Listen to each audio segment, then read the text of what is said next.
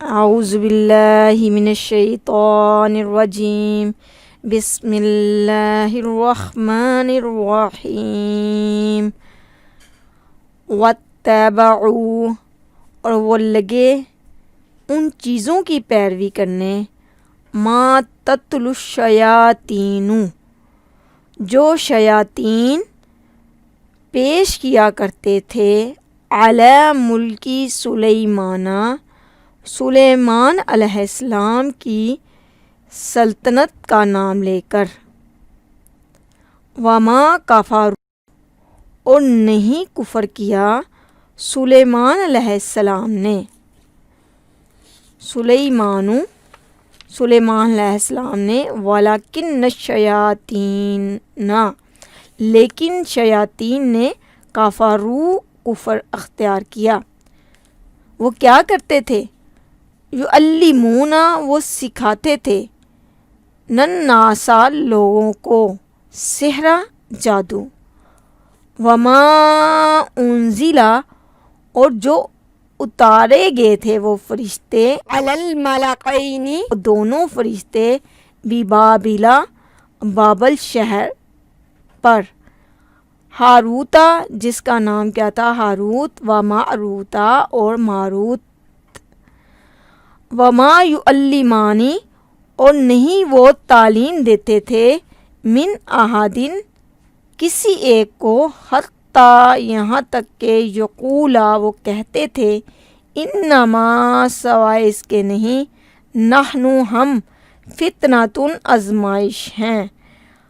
فلا تکفر، اور تم کفر میں مبتلا نہ ہو جانا، ویتعلمون، اور وہ سکھاتے تھے وہ چیز، منہما، وہ دونوں، ما یفرقو، جو جدائی ڈال دیتی تھی، بھی،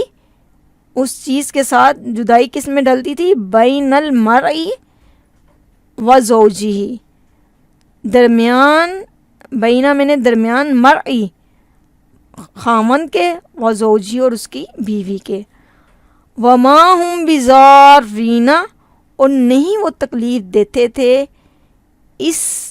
عملیات کے ساتھ بھی، اس عملیات، من احدٍ، کسی ایک کو، الا، مگر وہ کہتے تھے یہ سب کچھ کیا ہو رہا ہے، باذن اللہ، یہ سب کچھ ہم کس لیے کر رہے ہیں اور کس طرح ہوتا ہے، باذن اللہ، اللہ کے حکم کے ساتھ، ویتعلمون،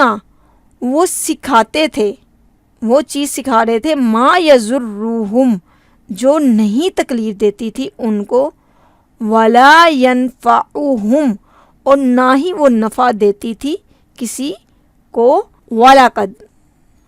اور انہیں معلوم ہو جانا چاہیے تھا، لَمَنِ اشْتَرَاهُ، جو اس چیز کا خریدار بنا، مالہ،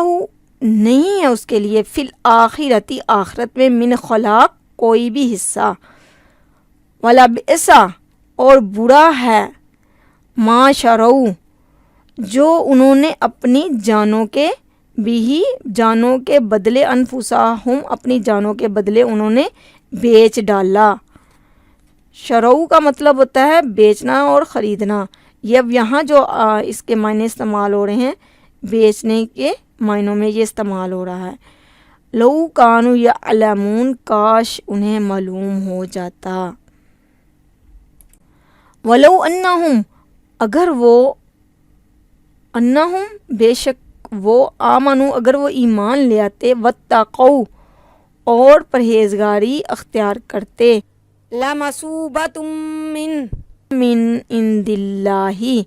تو البتہ اس کا زیادہ ثواب پاتے اللہ تعالیٰ کے نزدیک، خیرن، ان کے لیے یہ بہتر ہوتا، لو کانوا یعلمون، کاش انہیں اس بات کی خبر ہوتی۔ اس آیت میں جو ہے ایک واقعہ آ رہا ہے حضرت سلیمان علیہ السلام کے بارے میں، کہ ان کے دورہ خلافت میں اللہ تعالیٰ نے 2 فرشتوں کو جو بابل شہر میں بھیجے، ہاروت اور ماروت اس کا نام تھا، تو اس کے بارے میں یہ آیت پوری کی پوری ہے۔ اس کا آپ ترجمہ با محاورہ سنیں کہ اللہ تعالیٰ نے ان کو کس لیے بھیجا اور کیوں بھیجا۔ اللہ تعالیٰ نے ان کو اس لیے بھیجا کہ جاؤ اور تم جو ہے کہتے ہو کہ انسان تو ہے اللہ کی عبادت کر ہی نہیں رہے ٹھیک طرح، جس طرح کہ اللہ تعالیٰ نے احکامات اتارے، جاؤ اور اب تم کرو اعمال اچھے اچھے جو میں نے انسانوں پر اتارے ہیں۔ لیکن اللہ تعالیٰ نے ان کو اس طرح بھیجا کہ ایک طرح کا آزمائش کے لیے بھیجا انسانوں کی، اور ان کو بھی ایک آزمائش میں ڈالا۔ اور اب با محاورہ سنیں، ہمیں اگر ہم اس کو توجہ سے با محاورہ سنیں گے ترجمہ، تو ہمیں سارا کچھ پتہ چل جائے گا کہ اس آیت میں کیا بتایا جا رہا ہے۔ اور لگے ان چیزوں کی پیروی کرنے جو شیاطین سلیمان علیہ السلام کی سلطنت کا نام لے کر پیش کیا کرتے تھے، حالانکہ سلیمان نے کبھی کفر اختیار نہیں کیا، لیکن وہ شیاطین ہی تھے جو کیا کر رہے تھے، کفر کے مرتکب ہو رہے تھے، جو لوگوں کو جادوگری کی تعلیم دیتے تھے۔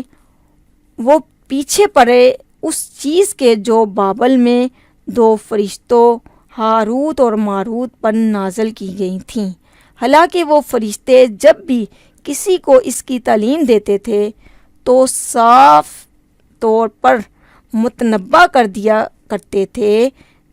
کہ دیکھو ہم محض ایک آزمائش ہیں،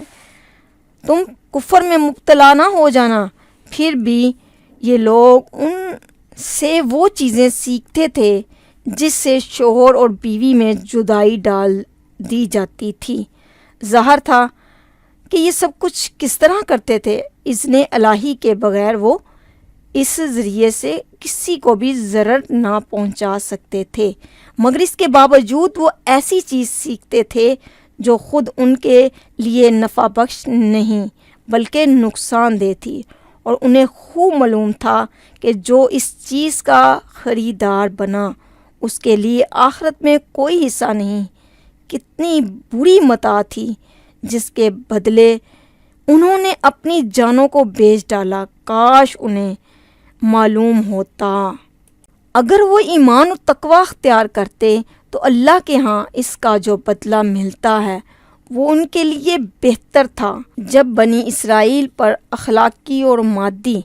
انحطاط کا دور آیا اور غلامی، جہالت، افلاس، ذلت اور پستی ان پر چھا گئی،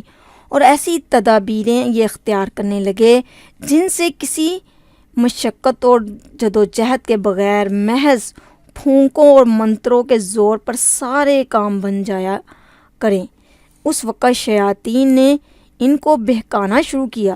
کہ سلیمان علیہ السلام کی عظیم سلطنت اور ان کی حیرت انگیز طاقتوں، چند نقوش اور منتروں کا استعمال کریں۔ چنانچہ یہ لوگ اس کو نعمت سمجھ کر ان چیزوں پر اس طرح ٹوٹے، اور پھر نہ کتاب اللہ سے ان کو کوئی دلچسپی رہی اور نہ ہی کسی داعی حق کی آواز انہیں سنائی دی۔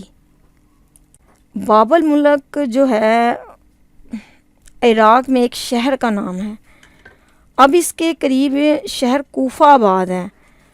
وہاں یہ فرشتے آئے اور اللہ تعالیٰ نے انہیں آزمائش کے لیے بھیجا تھا، اور یہ انسانی شکل میں آئے تھے۔ اور اسی طرح حضرت لوط علیہ السلام کے پاس بھی اللہ تعالیٰ نے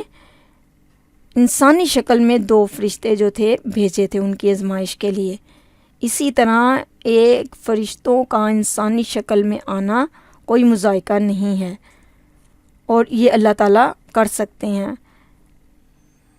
اللہ تعالیٰ نے انہیں بھیجا اور کہا کہ تمہیں آزمائش کے لیے یہاں بھیجا جا رہا ہے، اور یہ آزمائش اس وقت کے زمانے میں لوگ جو تھے اس میں بہت زیادہ مبتلا تھے، اسی لیے یہ آزمائش ان کے اوپر ڈالی گئی۔ اور مطلب یہ کہ اس منڈی میں سب سے زیادہ جس چیز کی مانگ تھی وہ یہ تھی کہ کوئی ایسا عمل تویز مل جائے جس سے ایک آدمی دوسرے کی بیوی کو اڑا لے جائے۔ یہ اس وقت کا جو تھا معاشرے میں ایکسیپٹ تھا، لوگ اسی کے پیچھے جو بھاگ رہے تھے۔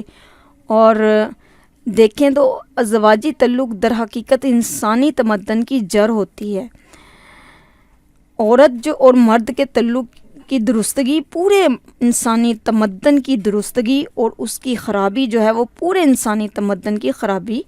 ہوتی ہے۔ اسرائیل کی آزمائش جو اللہ تعالیٰ نے فرشتے بھیج کر کی تھی، انہیں کیوں حکم دیا گیا تھا کہ عورت اور مرد کے درمیان جدائی ڈالنے کا عمل ان کے سامنے پیش کریں؟ دراصل یہی ایک ایسا پیمانہ تھا جس سے ان کی اخلاقی جو ہے حص ناپی جا سکتی تھی، تاکہ پتہ چلے کہ اخلاقی زوال کا جو ہے وہ ٹھیک ٹھیک پتہ چل جائے، ناپا جا سکے۔ اب کے دور میں بھی صورتحال کچھ اسی طرح ہے کہ لوگ محنت نہیں کرنا چاہتے اور صرف وہ بیٹھے کہتے ہیں سب کچھ ہو جائے،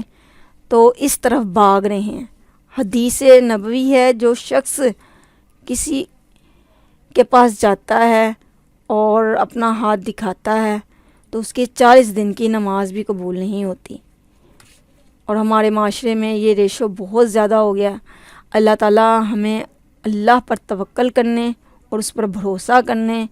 اور اس کی تقدیر پر یقین رکھنے اور جو ہے ہمارے ایمان کو پختہ کرنے میں اللہ تعالیٰ ہماری مدد کرے ان آیات کے ذریعے۔ ربنا تقبل منا انک انت السمیع العلیم وتب علینا انک انت التواب الرحیم، وصلی اللہ تعالی خیر خلقہ واصحاب اجمعین برحمتک یا ارحم الراحمین۔ جزاکم اللہ خیرہ۔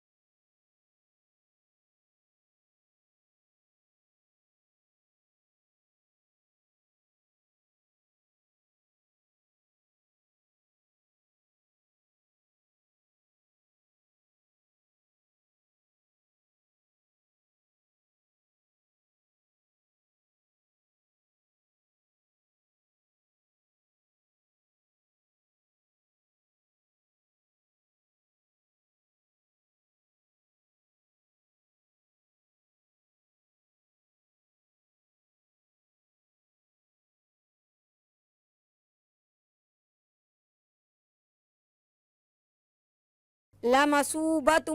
من